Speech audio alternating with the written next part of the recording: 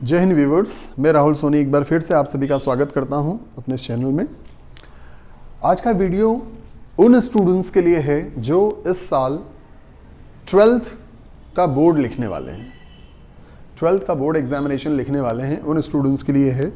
और उसमें जो कॉमर्स के स्टूडेंट्स हैं उनके लिए ये ज़्यादा यूजफुल है, because we are going to discuss the accountancy question paper, sample paper what is issued by board of secondary education, MP board of secondary education. So आइए शुरू करते हैं।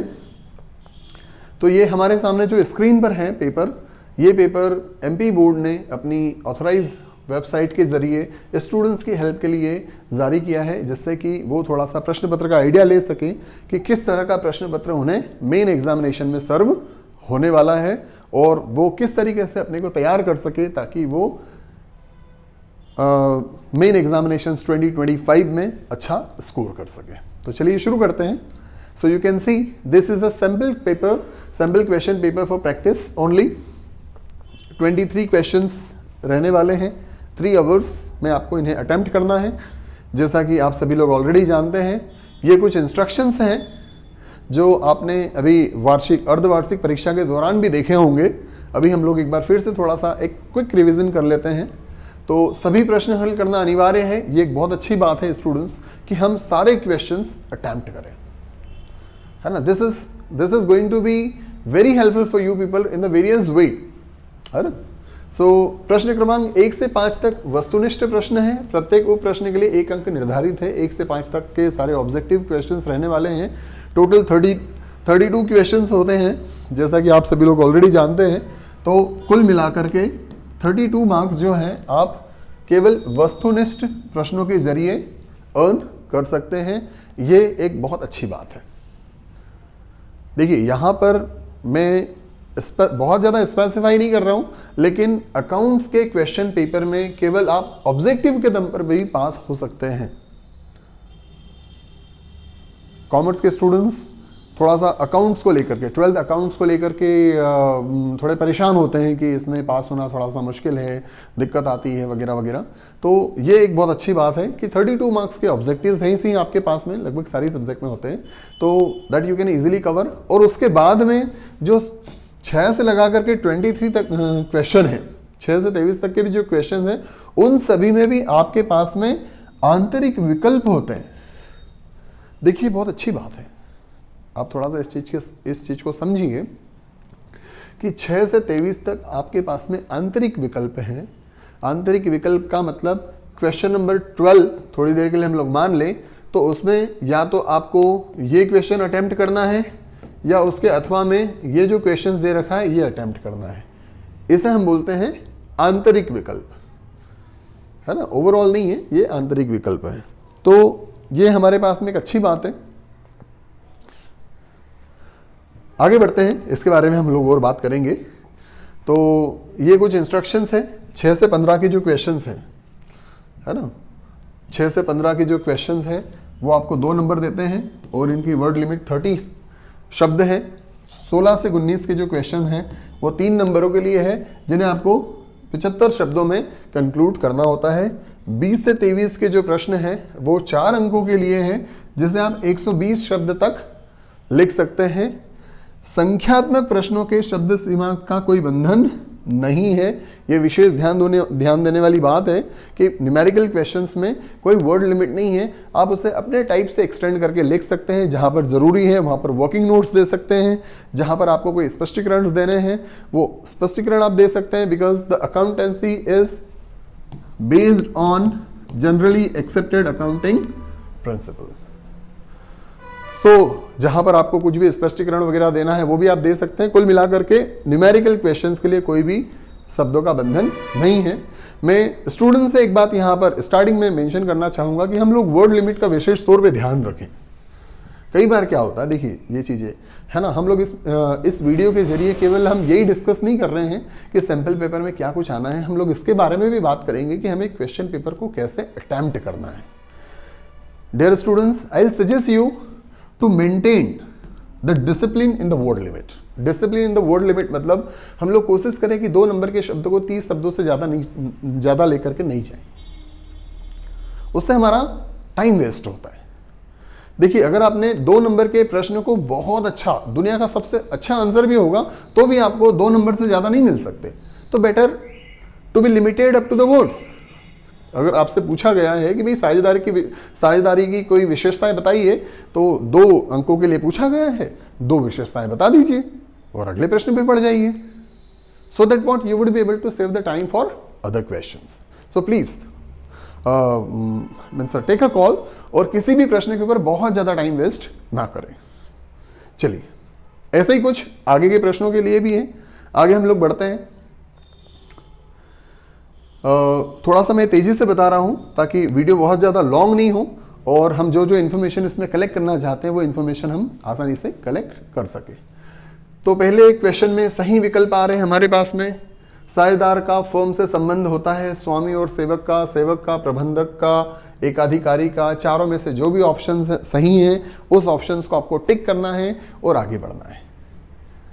यहाँ पर ये मेंशन करना बहुत ज़रूरी है कि देखिए स्टूडेंट्स, जब हम लोग बात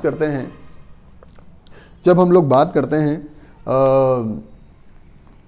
ऑब्जेक्टिव टाइप क्वेश्चंस की, तो उसमें हमारा जो नॉलेज, देखिए कुछ स्टूडेंट्स ऐसे होते हैं वो ऑब्जेक्टिव टाइप क्वेश्चंस को बहुत अच्छा मानते हैं, जबकि कुछ स्टूडेंट्स ऐसे होते हैं जो ऑब्जेक्टिव टाइप क्वेश्चंस को अच्छा नहीं मानते। क्यों? क्योंकि यहाँ पर आपका एग्जैक्ट, आपके कंसेप्ट्स बड़े क्लियर होना चाहिए, आपके आंसर्स बड़े एग्जैक्ट होना चाहिए, है ना। ये कोई 30 या 35 शब्दों में लिखी जाने वाली थ्योरी नहीं है जिसमें आप थोड़ा बहुत गोलमोल भी कर देंगे तो आपको नंबर मिल जाएंगे, है ना। सीधी सी बात है, इसका एक ही आंसर है और अगर वो आंसर है तो सही है और वो आंसर नहीं है तो गलत है। तो अगर हम जानते हैं उसको टिक करें, आगे बढ़े। नहीं जानते हैं then it is your dealing कि आप उसको कैसे करेंगे। आप गलत को टिक करके आगे बढ़ रहे हैं या फिर आप थोड़ा सा उसके लिए टाइम चाह रहे हैं। बट कुल मिलाकर के ऑब्जेक्टिव टाइप क्वेश्चंस के ऊपर हम बहुत ज़्यादा टाइम वेस्ट नहीं करें। ये मेरा सारे स्टूडेंट्स से और सारे एग्जामिनीज से एक सजेशन है कि ऑब्जेक्टिव टाइप क्वेश्चंस को हम लोग देखें, पढ़ें, आंसर करें और आगे बढ़ें, ताकि वो जो रिमेनिंग टाइम है वो हम मेन क्वेश्चंस जहाँ पर टाइम देना है, जैसे न्यूमेरिकल्स में थोड़ा सा एनालिसिस करने में, कैलकुलेशंस करने में कैलकुलेटर अलाउ नहीं होता है तो वहाँ टाइम लगता है, तो हम वहाँ पर यूज़ कर सकें। So hopefully the things are clear. आगे बढ़ते हैं। तो पहला क्वेश्चन, सही विकल्प आता है तो आता है, नहीं आता है तो नहीं आता है ना। देन ये इंग्लिश वर्जन है इसका। फिर हम लोग आगे बढ़ते हैं। सेकेंड क्वेश्चन आता है, रिक्त स्थानों की पूर्ति कीजिए। यहां पर भी वैसे ही कुछ मामला है, या तो आपको आता है या आपको नहीं आता है, ठीक है। तो उस पर बहुत ज्यादा सोच विचार करने की जरूरत नहीं है। अगर हमें आता है आंसर करें और आगे बढ़े, है ना। अंशों के निर्गमन से प्राप्त रोकड़ किस प्रकार की क्रिया है ना। तो वो आपको आंसर करना है और आगे बढ़ना है। अगर आपको पता है तो आप आंसर करें, नहीं पता है तो आप आगे बढ़िए। सत्य असत्य में उत्तर लिखिए। 6 क्वेश्चन है, हर क्वेश्चन के लिए आपको 1 नंबर मिल रहा है। 6 क्वेश्चन है, हर क्वेश्चन के लिए आपको 1 नंबर मिल रहा है। भाई सीधे से पूछा गया है कि एक निजी कंपनी प्रविवरण जारी नहीं करती है, सत्य या असत्य। अब देखिए, अगर आपने इसकी थ्योरी को स्टडी किया होगा तो आपको पता होगा कि एक कंपनी प्रविवरण जारी करती है या नहीं करती है। तो सत्य है या असत्य है, तो एक निजी कंपनी प्रविवरण जारी नहीं करती है, बिल्कुल सही बात है, सत्य। अगर पता है तो आंसर करें और पता नहीं है तो आगे बढ़े। Hopefully the things are clear. सही जोड़ियां थोड़ा सा टाइम लेती है। Now I will suggest you people कि सही जोड़ियों को किस तरीके से हम सॉल्व करें। क्यों? क्योंकि इसमें अगर आपका एक सवाल गलत हुआ तो एक गलत नहीं होगा, कम से कम दो सवाल आपके दो ऑप्शंस गलत होंगे। इसलिए बहुत जरूरी है कि हम इस सही जोड़ियों को, मैच द पेयर्स को सॉल्व करने की हमारी क्या पॉलिसी हो। तो हमारी पॉलिसी क्या होना चाहिए? हमारी पॉलिसी ये होना चाहिए इजी टू डिफिकल्ट, आसान से कठिन की ओर। इसमें से हम लोग देखें कि इसमें सबसे आसान कौन सा है। सबसे पहले जो हमें आसान लग रहा है पहले हम उसको सॉल्व करें, फिर उसके बाद जो थोड़ा कठिन है उसको सॉल्व करें, फिर उसके बाद में तो आखिरी में जो 1-2 कठिन रह जाते हैं उसमें से सही आंसर चुनना आसान होता है, ठीक है।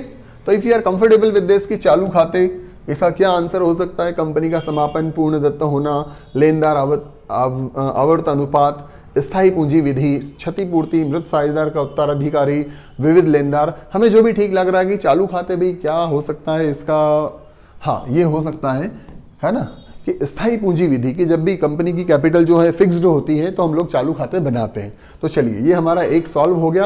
अब कुल मिलाकर के हमारे पास में 6 और बच रहे हैं। चलिए इसी तरीके से हम एक एक करके उनका भी पता लगाते हैं। हम लोग ऐसा ही करते हैं, है ना, हम लोग ऐसा ही करते भी हैं।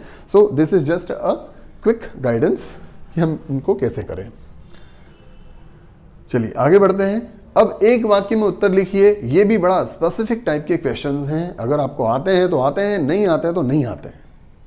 हमें बहुत ज़्यादा इसमें लाग लपेट नहीं करना है, क्योंकि उससे आपका केवल टाइम वेस्ट होएगा। एक फर्म में साझेदारों की अधिकतम सदस्यों की सीमा क्या है? भाई सीधे से उन्होंने नंबर पूछा है ना। अब उसमें कुछ मैनिपुलेशंस नहीं हो सकता। अगर आपको पता है तो आप मेंशन करें, नहीं तो आगे बढ़े। ठीक है, चलिए तो ये हमारे ऑब्जेक्टिव टाइप क्वेश्चंस को कैसे डील करना है, this is just English version, है ना। ऑब्जेक्टिव टाइप क्वेश्चंस को हमें कैसे अटेम्प्ट करना है वो हम लोगों ने यहाँ पर बात कर लिया। अगर हम लोगों ने हमारे ऑब्जेक्टिव टाइप क्वेश्चंस को अच्छे से अटेम्प्ट किया है then we can earn 32 marks, जो कि एक बहुत अच्छा स्कोर होता है कि आपने लगभग पासिंग वाला जो मामला है वो क्लियर कर लिया, है ना। सबसे पहला चैलेंज वो होता है। मैं सभी तरह के स्टूडेंट्स के लिए यहाँ पर बात कर रहा हूँ, whether it is an average students और बिलो एवरेज स्टूडेंट्स, है ना। सभी के लिए ये चीज़ हमारी सबसे पहले होना सबसे ज़्यादा ज़रूरी है, specially with the government school, है ना। गवर्नमेंट स्कूल में जहाँ पर थोड़ा सा बच्चे स्ट्रगल करते हैं due to the various reason, होते बड़े इंटेलिजेंट है पर किसी न किसी कुछ समस्याओं के कारण परेशान रहते हैं। तो ये चीज़ें यहाँ पर क्लियर हो गई। अब हम लोग यहाँ से कुछ और ज़्यादा इंपॉर्टेंट बातें करेंगे, इस पर विशेष ध्यान दें। देखिए क्वेश्चन नंबर 6 से लगा करके 23 तक जो आपके सामने प्रश्न आते हैं स्टेट बोर्ड में, ये एक बहुत अच्छी बात है कि आपको सारे क्वेश्चंस में ऑप्शंस मिलते हैं। सारे क्वेश्चंस में ऑप्शंस मिलते हैं, है ना। क्वेश्चन नंबर 6 है, थोड़ी देर के लिए हम लोग समझें यहाँ पर, है ना। क्वेश्चन नंबर अगर 6 है तो साझेदारी सलेख का क्या अर्थ है, उसका ऑप्शन में दिया है फर्म से क्या आशय। तो ईदर यू अटेम्प्ट दिस और attempt this, but make sure कि वर्ड लिमिट, क्योंकि ये क्वेश्चन केवल 2 नंबर के लिए है तो हम 30 वर्ड से ज़्यादा उसको एक्सटेंड नहीं करें। हो सकता है कि हमें बहुत अच्छे से आता हो लेकिन फिर भी हमें बहुत ज़्यादा टाइम इस पर नहीं देना है। Hopefully the things are clear. ठीक है, तो इसी तरीके से हम लोग आगे बढ़ते हैं। क्वेश्चन नंबर 7, क्वेश्चन नंबर 8 आ गया यहाँ पर, क्वेश्चन नंबर 9, 10। अब देखिए यहाँ पर मैं एक ऐसे टॉपिक के बारे में बात कर रहा हूँ जो आप लोगों के लिए काफ़ी यूज़फुल हो सकता है। देखिए स्टूडेंट्स, हम लोग यहाँ पर बात कर रहे हैं क्वेश्चन नंबर 10 के बारे में, है ना। क्वेश्चन नंबर 10 और इसी तरह के आगे के और भी जो क्वेश्चंस होंगे। क्वेश्चन नंबर 10 में यहाँ पर एक न्यूमेरिकल क्वेश्चंस दिया हुआ है ना। ये यहाँ पर न्यूमेरिकल क्वेश्चन दिया है, जबकि इसके ऑप्शन में एक थ्योरी क्वेश्चंस दिया हुआ है। सो न्यूमेरिकल एंड थ्योरी एक बड़ा अच्छा कॉम्बिनेशन है। कॉमर्स में बहुत सारे स्टूडेंट्स ऐसे होते हैं जो बड़े कंफर्टेबल होते हैं न्यूमेरिकल क्वेश्चंस के साथ में, but they are not very comfortable with the theory part. Where vice versa, कुछ ऐसे स्टूडेंट्स होते हैं जो थ्योरी के साथ में बड़ा कंफर्टेबल होते हैं लेकिन न्यूमेरिकल में maybe due to the lack of practice और लेक ऑफ कंसेप्ट वो न्यूमेरिकल में क्वेश्चंस को लेकर के बड़े कॉन्फिडेंट नहीं होते हैं। हाँ, क्लास में बैठ के सॉल्व करते हैं, उनके आंसर्स आ जाते हैं, लेकिन परीक्षा में कुछ न कुछ गलतियां कराते हैं, इसके कारण से उनके नंबर कट जाते हैं। पेपर अटेम्प्ट करने के बाद में वो बाहर आकर के बोलते भी है, सर मैंने एक क्वेश्चन अटेम्प्ट किया था और मैं श्योर हूँ कि बिल्कुल सब कुछ ठीक होगा, लेकिन पता नहीं क्यों मेरे नंबर फिर बाद में कट गए। तो देखिए एमपी बोर्ड में ये बड़ा अच्छा एक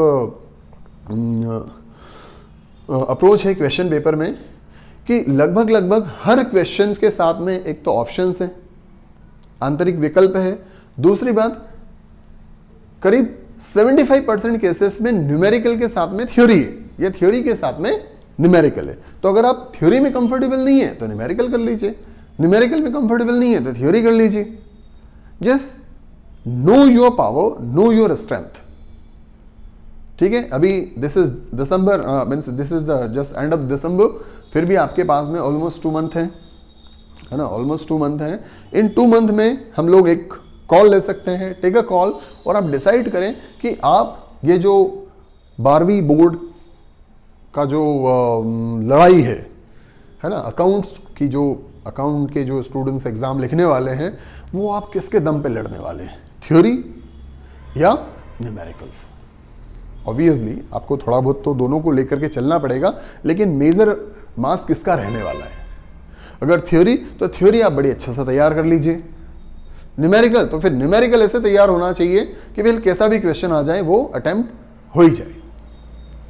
क्योंकि देखिए एक चीज मैं आपको मेंशन करना चाहूंगा, थ्योरी में आपके नंबर कम कटते हैं, आपको नंबर मिलने के चांसेस ज़्यादा होते हैं। क्योंकि जब आप लिखना शुरू करते हैं तो कुछ ऑल वर्ड थोड़ा बहुत उससे रिलेटेड जो कुछ भी लिखते हैं तो ऑन एवरेज आपको मार्क्स मिल जाते हैं। जब आप न्यूमेरिकल सॉल्व करते हैं और न्यूमेरिकल सॉल्व करते समय अगर आपकी इनिशियल लेवल पर कुछ एरर्स हो जाती है, कुछ गड़बड़ी हो जाती है, तो वही एरर्स आगे कैरी होती जाती है और एज अ रिजल्ट आपके नंबर मिलते तो हैं, उसमें भी जिन स्टेप्स को आपने अटेम्प्ट किया उनके नंबर मिलते हैं, लेकिन कहीं ना कहीं थोड़ा बहुत नुकसान ज़्यादा होता है as compare to the theory part. So therefore you need to identify, है ना, आपको अपनी ताकत पता करने की ज़रूरत है कि आपकी ताकत थ्योरी है या न्यूमेरिकल्स है। ठीक है, तो ये 2 क्वेश्चंस हैं। अगर आप कंपनी के इस क्वेश्चंस को न्यूमेरिकल को आसानी से सॉल्व कर सकते हैं so that is well and good, otherwise you can solve theory questions। आगे बढ़ते हैं, यहां पर थ्योरी है, देखिए another example sorry another example, यहां पर write any 2 difference between the current ratio and the liquid ratio। आपको करंट रेशो और लिक्विड रेशो में डिफरेंसेस बताने हैं, वेयर उसके ऑप्शंस में आपको यहां पर एक क्वेश्चंस दे रखा है, that questions you have to solve. So you have to decide whether you will go with the theory और न्यूमेरिकल्स। आप मिक्स पॉलिसी पर भी काम कर सकते हो, but this you need to keep in mind. Okay, आगे बढ़ते हैं। क्वेश्चन नंबर 13, यहां पर दोनों थ्योरी दे रखी है। क्वेश्चन नंबर 14, अगेन थ्योरी इन ऑप्शंस न्यूमेरिकल। यहां पर दोनों थ्योरी दे रखी है, अगेन थ्योरी इन ऑप्शन न्यूमेरिकल्स। सो इस तरीके से आप देख सकते हैं क्वेश्चन नंबर 17 न्यूमेरिकल, उसके ऑप्शन में फिर से यहां पर थ्योरी है। 18 थ्योरी है, उसके ऑप्शंस में न्यूमेरिकल्स दे रखे हैं। क्वेश्चन नंबर 19 न्यूमेरिकल है, अगेन उसके ऑप्शन में यहां पर थ्योरी दे रखी है। कंपनी अधिनियम 2013 के अनुसार कंपनी के चिट्ठे के समता व दायित्व पक्ष के प्रमुख शीर्षकों के नाम लिखिए।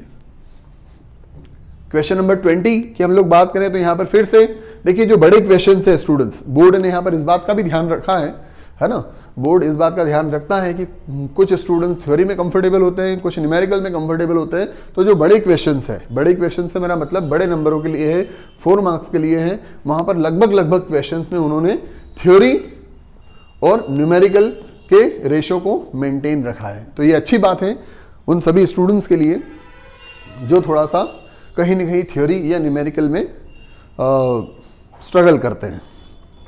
आगे बढ़ते हैं। Question number 21, again the same thing is there. 22 अंशों के हरण की प्रक्रिया लिखिए या फिर इस सवाल को हल कर दीजिए। क्वेश्चन नंबर 23, या तो आप अप्रत्यक्ष विधि के अंतर्गत संचालन क्रियाओं से रोकड़ प्रवाह ज्ञात करने की विधि का वर्णन कीजिए या फिर एक रोकड़ प्रवाह विवरण कैश फ्लो स्टेटमेंट आप बना दीजिए। और इस तरीके से आपका 23 प्रश्न अटेम्प्ट होते हैं। तो डियर व्यूअर्स, ये एक छोटा सा एनालिसिस था जो सैंपल क्वेश्चन पेपर बोर्ड ने इशू किए हैं स्टूडेंट्स की हेल्प के लिए। ये सैंपल क्वेश्चन पेपर है, प्रैक्टिस पर्पज से है। इनसे आप प्रैक्टिस कर सकते हैं, इनसे आप अपनी स्ट्रेटेजी प्लान कर सकते हैं। यहाँ पर मैं 2, 4, 5 बातें और इम्पोर्टेंटली आप सभी के लिए ऐड करना चाहता हूँ। Hopefully this is going to be very very useful for you. मेरा सजेशन है आपको स्टूडेंट्स कि हम ऑब्जेक्टिव टाइप क्वेश्चंस को लास्ट में अटेम्प्ट करें। सबसे पहले हम लोग 4 मार्क्स के जो क्वेश्चंस हैं, है ना, 4 मार्क्स के जो क्वेश्चंस हैं हम उस पर ध्यान दें, क्योंकि वो थ्योरी है या न्यूमेरिकल है, दोनों ही कंडीशंस में आपका टाइम कंज्यूम करते हैं, है ना, थोड़ा सा समय लगता है। वो अगर थ्योरी भी है तो थोड़ी सी लॉन्ग होगी, न्यूमेरिकल्स भी हैं तो उसमें आपको कैलकुलेशंस करना पड़ेगा, थोड़ा सा समय लगेगा। तो हमारी कोशिश ये रहे, instead of going from question number 1 to 23, I will suggest you to go through the 23 to 1। ठीक है, आप अपने प्लान से भी कर सकते हैं, this is just my suggestion for you people, है ना। तो हम ये जो क्वेश्चंस हैं, क्योंकि इन क्वेश्चंस में हमें थोड़ा सा समय लगता है, हम जैसे ही परीक्षा में जाते हैं हम फ्रेश माइंड से होते हैं, हम एक्साइटेड होते हैं, है ना, फुल ऑफ एनर्जी होते हैं, तो इन क्वेश्चंस को हम ज़्यादा अच्छे तरीके से डील कर सकते हैं, ज़्यादा अच्छे तरीके से इन क्वेश्चंस के आंसर्स कर सकते हैं। स्टार्टिंग में हमारी राइटिंग अच्छी होती है ना, हमारे एक्सप्रेशंस अच्छे आते हैं, सारी कुछ चीज़ें होती है, तो उसका बेनिफिट इन बड़े नंबर के प्रश्नों में हमें मिलता है। जबकि अगर हम देखें इसके बाद में, है ना, कुछ इसी तरह का प्लान मेरा क्वेश्चन नंबर 3 और क्वेश्चन नंबर 2 3 मार्क्स के क्वेश्चंस के लिए और 2 मार्क के क्वेश्चंस के लिए भी है ना। अब रही बात आती है जो हमारे ऊपर के ऑब्जेक्टिव टाइप जो क्वेश्चंस है। देखिए इसमें क्या है, आपको बहुत ज़्यादा एफर्ट्स लगाने वाली बात नहीं है, क्योंकि जैसा कि हम लोगों ने इसके पहले भी डिस्कस किया, भाई आता है तो आता है, नहीं आता है तो नहीं आता है, ठीक है ना। अगर मान लीजिए कोई न्यूमेरिकल एक क्वेश्चन है, आपने क्लास में एटलीस्ट उसको सुना है, एटलीस्ट आपने जो टीचर आपको क्लास में पढ़ा रहे थे या फिर आपके पास वाली बेंच पर बैठ करके एक बच्चा क्वेश्चन सॉल्व कर रहा था, तो थोड़ा बहुत आपने जो भी कुछ देखा है या समझा है, तो उससे एटलीस्ट आपके दिमाग में कुछ है कि आप उसको ट्राई करेंगे सॉल्व करने के लिए, है ना। और maybe that is there in your conscious और अनकॉन्शियस माइंड कि आप उसको सॉल्व कर पाए 50%, 70%, whatever the things are there.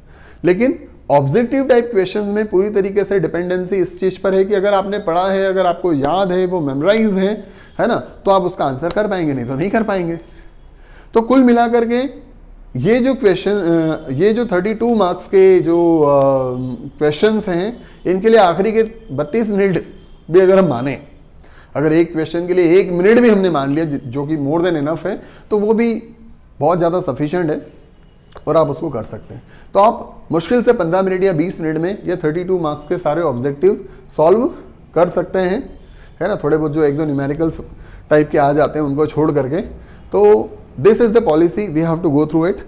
बाद में हम लास्ट में हमारा एडिकेट टाइम बचाएं, जिससे कि हम क्वेश्चन पेपर को प्रॉपर तरीके से रिवाइज कर सकें।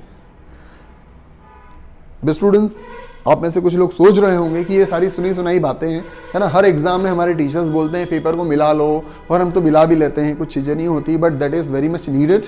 You need to have a second look, है ना। आपको एक बार फिर से दोबारा से उसको देखना चाहिए कि आपने जो क्वेश्चन सॉल्व किए हैं, जो प्रॉपर तरीके से किए हैं, उनके सारे टोटल्स, बैलेंसेस वगैरह, देयर इज़ नथिंग रॉन्ग। अगर मान लीजिए आपने आखिरी के 15 या 20 मिनट बचा करके उन क्वेश्चंस को एक बार देख लिया, उन आंसर्स को एक बार टैली कर लिया, तो कहीं ना कहीं उसका फ़ायदा आपको मिलना है। स्पेशली न्यूमेरिकल्स में, क्योंकि कैलकुलेटर अलाउ नहीं होता है, कई बार टोटल में थोड़ी सी गलती हो जाती है, सारी कुछ चीज़ें ठीक होती है, लेकिन थोड़ी छोटी मोटी किसी गलती के कारण हमारे 1 या 2 नंबर का नुकसान हो जाता है। तो हम इन चीज़ों का ध्यान रख करके अकाउंटेंसी के पेपर को बहुत अच्छे तरीके से अटेम्प्ट कर सकते हैं एंड अच्छा स्कोर कर सकते हैं। इंटरनल, अगर मान लीजिए आपने प्रोजेक्ट, अपना जो भी प्रैक्टिकल या प्रोजेक्ट वर्क वगैरह बनाना है, उसमें बना करके दिया है, तो उसमें अच्छे नंबर मिल ही जाते हैं। रही बात ये जो थ्योरी वाला जो पेपर है, अगर आपने इसमें भी अच्छा कवर कर लिया, तो हम अच्छा स्कोर कर सकते हैं अकाउंटेंसी में। 12th में अगर कॉमर्स में, एज पर माई एक्सपीरियंस अगर हम लोग बात करें, तो इकोनॉमिक्स और अकाउंट्स, यही 2 थोड़ा सा बड़ा चैलेंज है ना। बिजनेस स्टडीज़ हो जाता है, इंग्लिश हिंदी भी हो जाता है, लेकिन इकोनॉमिक्स और अकाउंटेंसी में थोड़ा सा स्टूडेंट स्ट्रगल करते हैं। तो इसके लिए अगर हम एक सेट प्लान पर या सेट स्ट्रेटेजी पर काम करें, so this is going to be very very useful. So ये कुछ चीज़ें थी जो मैं आज के इस वीडियो में आप लोगों से डिस्कस करना चाह रहा था। होपफुली आपको ये पसंद आया होगा और कहीं ना कहीं आपको कुछ अच्छी चीज़ें सीखने को मिली होगी।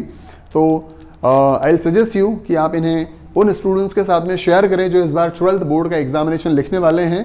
और इसी के साथ thank you so much, good luck, जय हिंद।